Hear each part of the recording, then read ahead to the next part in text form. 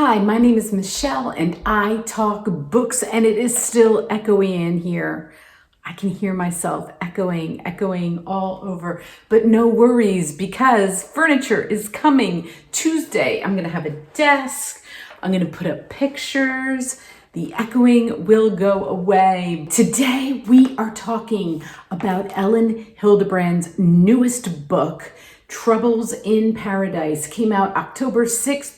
This week it is number 8 on the New York Times bestseller. It is the second week because, of course, every time she comes out with a book, it goes on New York Times bestseller. Every time she comes out with a book, first week, New York Times bestseller. That's how Elin rolls. She's number 8 this week. Definitely debuted at number 2.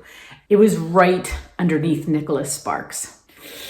It's tough. If you're going to come out with a book the same week as Nicholas Sparks, that's going to be tough, even if you are Elin Hilderbrand. I'm just saying, it's a tough putt. But that being said, it dropped down to number 8, and I'm not shocked. I love Elin. You know that I love Elin. I've met her. She is so amazing. I'm telling you, when she walks into a room, the energy in the room changes. It is elevated when she walks into a room. She is that amazing. I love her, love her, love her. I've read almost all of her books. This is her 26th book, which isn't that crazy? I think it's crazy. I'm going to pause while I say this because it kind of hurts me a little bit. I'm always going to read Elin. Always. That's how much I love her. I'm always going to read her books. It's gonna happen. But was this my favorite Elin? It wasn't. It wasn't. This book is the third. Let's just start off. Let's just begin at the beginning. Let's begin at the beginning. Troubles in Paradise is the third book of the trilogy. Winter in Paradise, What Happens in Paradise. She wrote all 3 of these books like boom, boom, boom. It's the Steele family. I fell in love with the Steele family. I wanted to keep them in my life. I loved the main character, Irene Steele. I think she had so much to give. I think you should read all 3 of them. That's my advice. Read all 3 of her books. That being said, this one is not going to be your favorite. The first one was by far my favorite of the trilogy. The second one, I was like, oh, this is good, but I can't wait for the next one because it would wrap it up. And I wanted to wrap it up. There are things you're going to want to know. That's why you read this book, because there are things you're going to want to know about what happens to Irene. For those of you who haven't read this series, that's why I say go back, read them, because you'll enjoy them so much more. Does she do a great job of catching you up? Yes. And she does it so well. She doesn't throw it all at you in the first chapter. She brings it in chapter by chapter so that really you do know the whole story. Isn't it always a little bit better when you've read them? I don't care. Any series, isn't it always better when you've read them? I think it is. Irene, let's go back to Irene, back to our main character. She is married and she gets a call that her husband is dead. This is first book, okay? Her husband died on a plane with his mistress. That's where we begin. So Irene goes to the island of St. John, where her husband was before he died, to find out what happened. Who's the mistress? Why is he leading this like double life? What is going on?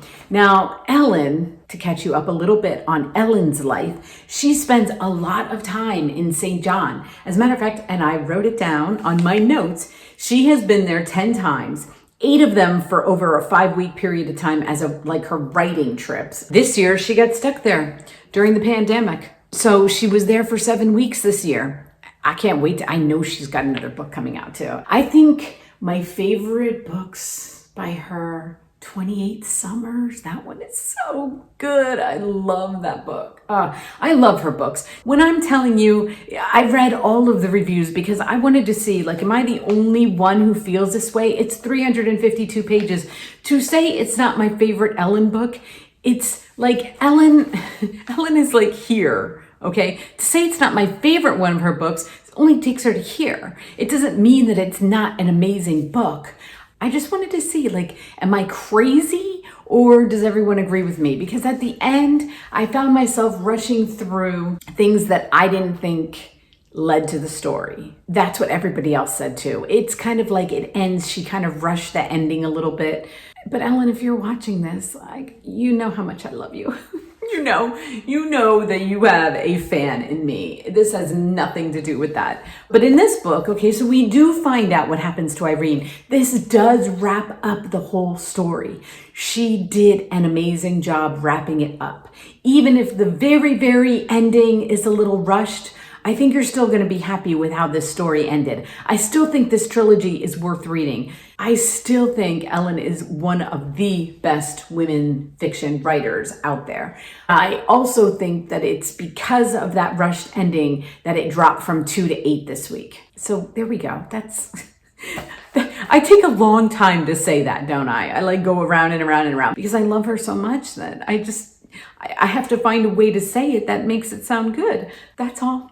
Let me know what you think. Did you read this book? Do you have the same thoughts as I do about this? I've never been to the Caribbean. Have you ever been to the Caribbean? I've tried to go to the Caribbean. It just, as a matter of fact, I had a trip planned this year to go down there. It's just not working out well for me. I've heard Ellen talk about St. John, and it makes me curious about that island. She does such a great job. You feel like you have been to St. John. By the end of the trilogy, you're going to feel like you have covered it. Like you're like, I know that island. And if you went there, you would be able to find everything. You're like, oh, I know that bar. I know that joint. I know where they're at. I know that beach. That's how detailed she gets with it. And I give her all kinds of kudos for that, especially with what we've been going through this year. It's been kind of fun to escape to St. John because I've read all of these within, I mean, she wrote these pretty quick.